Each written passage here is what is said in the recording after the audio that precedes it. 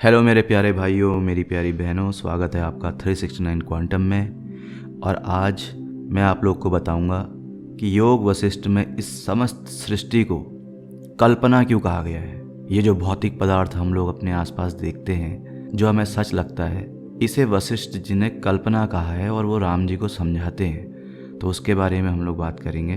बिना देर किए हुए स्टार्ट करता हूँ। योग वशिष्ठ के अनुसार संसार के समस्त पदार्थ जो चारों ओर दिखाई पड़ते हैं, यह समस्त जगत कल्पनामय है। वशिष्ठ राम जी को समझाते हैं, प्रिय राम, यह सारा संसार कल्पना मात्र है। तीनों लोक मन के मनन से ही निर्मित है। राम, जैसे कुम्हार घड़े को बनाता और तोड़ता है, वैसे ही मन इस जगत को बनाता और तोड़ता है। पल में यदि चित्त कल्प की कल्पना कर लेता है तो वह पल कल्प हो जाता है, और यदि कल्प में पल की कल्पना कर ले तो कल्प पल हो जाता है। चित्ती तत्व का स्वभाव ही ऐसा है। दुखी व्यक्ति को रात कल्प लगती है और सुखी को एक पल। स्वप्न में क्षण कल्प हो जाता है और कल्प क्षण। हरिश्चंद्र ने एक ही रात्रि में 12 वर्ष का अनुभव किया था, और प्रिया विरह से पीड़ित पुरुषों के लिए एक रात एक वर्ष के समान प्रतीत होती है। दोस्तों, वशिष्ठ जी आगे कहते हैं, हे राम, जगत में जो भी पदार्थ हैं वे क्षण भर में कल्पना से उत्पन्न हो जाते हैं। कल्पना के अतिरिक्त पदार्थों में कोई द्रव्य नहीं है। जिस प्रकार क्षण और कल्प केवल ज्ञान मात्र हैं, उसी प्रकार जगत और सृष्टि का अनुभव भी ज्ञान मात्र है। अभ्यास से जैसी उनकी भावना दृढ़ होती है, वे वैसे ही अनुभव में आते हैं। जैसे बालक को भूत न होते हुए भी भूत दिखाई देता है और भावना न होने से नहीं दिखाई देता, जैसे स्वप्न की असत स्त्री भी पुरुषों को सचमुच की स्त्री के समान सुख देती है, इसी प्रकार देश और काल का परिमाण और पदार्थों की विचित्रताएं सब वास्तव में कोई स्वतंत्र पदार्थ नहीं है। दोस्तों, राम यहाँ प्रश्न करते हैं, गुरुदेव, स्वप्न ज्ञान में नियति और अनियति का क्या रूप है? वशिष्ठ जी कहते हैं, स्वप्न में जो वस्तुएं जिस क्रम से उत्पन्न हो गई वही उनकी नियति है। इसी प्रकार जगत में भी है। स्वप्न में जिस प्रकार जीव स्थिरता का अनुभव करता है, उसी प्रकार इस संसार में भी करता है। सारे भौतिक पदार्थों का असली रूप मानसिक ही है। वास्तव में देह में ज्ञानातिरिक्त कुछ नहीं है। मानसिक देह ही दीर्घकाल की भावनाओं के अभ्यास से भौतिक शरीर का रूप धारण करती हुई मालूम पड़ने लगती है। हे राम, मन और दृश्य किसी प्रकार भी एक दूसरे से भिन्न नहीं है।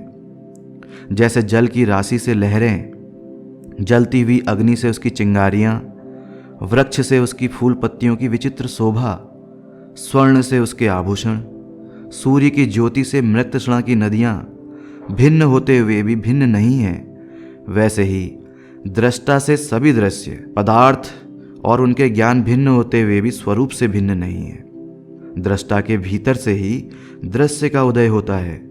जैसे पदार्थों में रस, तिल में तेल, फूलों में सुगंध होती है, वैसे ही दृष्टा में दृश्य ज्ञान रहता है।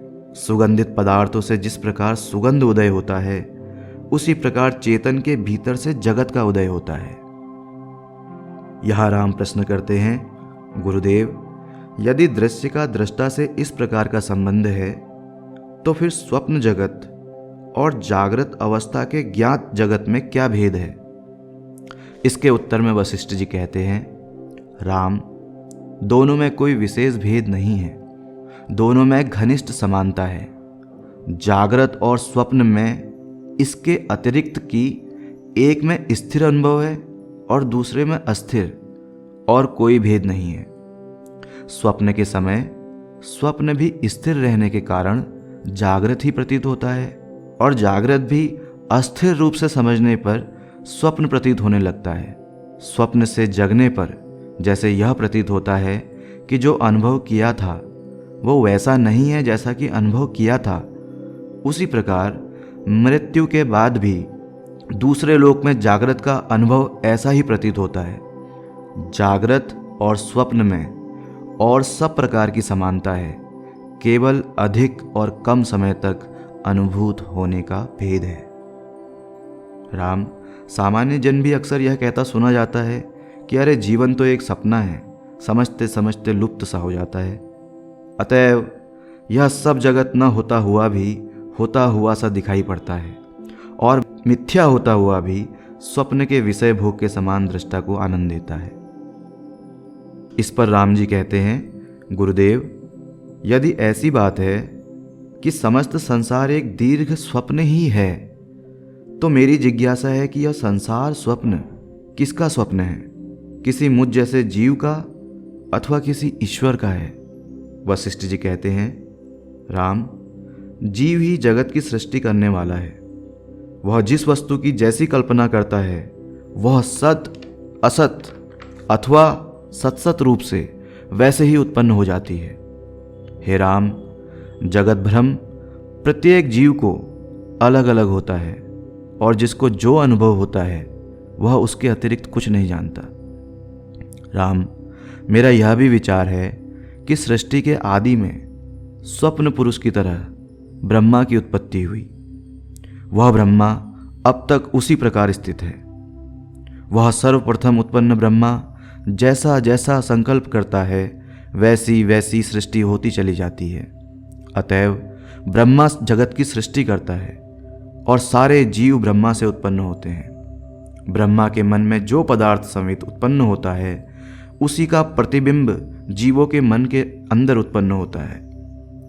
क्योंकि जीवों की सृष्टि ब्रह्मा की सृष्टि का प्रतिबिंब है, इसलिए एक विश्व का ज्ञान दूसरे को भी होता है। इस तरह से मैं तुम्हारे स्वप्न का व्यक्ति हूँ, तुम मेरे स्वप्न के व्यक्ति हो, सब एक दूसरे के स्वप्न जगत में वर्तमान है। राम, जैसे कभी कभी एक ही विचार बहुत से लोगों के मन में आ जाता है, इसी प्रकार एक ही स्वप्न बहुत से व्यक्ति देख लेते हैं। वैसे ही इस विशाल संसार में मैं तुम्हारे स्वप्न में सत्य हूँ और तुम मेरे स्वप्न में। आशा करता हूँ ये वीडियो आपको अच्छी लगी होगी। अगर अच्छी लगी तो आप लोग लाइक, शेयर, सब्सक्राइब कर सकते हैं। आपसे फिर मुलाकात होगी। हस्ता ला विस्ता।